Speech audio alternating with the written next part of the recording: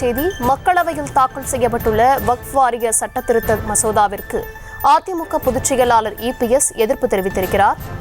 அந்த அண்மை செய்தியை பார்த்து வருகிறோம். விவரங்களுடன் இணைகிறார் செய்தியாளர் ராஜேஷ். விவரம். வணக்கம். வக்ஃப் சட்டத்தில் மத்திய அரசு கொண்டு வந்திருக்கக்கூடிய திருத்தங்கள் சிறுபான்மை முஸ்லிம் சமூகத்தினருடைய உரிமைகளை பறிக்கக்கூடிய வகையில் அமைந்திருப்பதாக எதிர்க்கட்சித் தலைவர் எடப்பாடி பழனிசாமி தெரிவித்திருக்கின்றார்.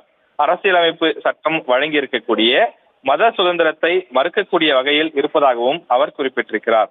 முஸ்லிம்களின் நலனுக்காக முஸ்லிம்களால் அர்ப்பணிக்கப்பட்ட சொத்துக்களை அவர்களிடமிருந்து பறித்து அரசு நிர்வகிக்க நினைப்பது தவறானது என்றும் அவர் குறிப்பிட்டிருக்கிறார். அது மட்டுமின்றி வக்ஃப் வாரியத்தில் முஸ்லிம் அல்லாதவர்களையும் அதனை நிர்வகிக்க ஒப்புதல் அளிக்கும் திருத்தம் ஏற்புடையதல்ல என்றும் அவர் குறிப்பிட்டிருக்கிறார்.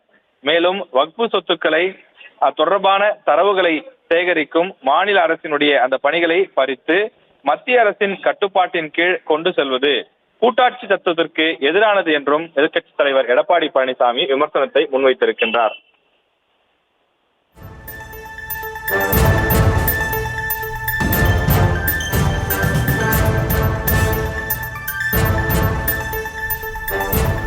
விவரங்களுக்கு நன்றி ராஜேஷ்.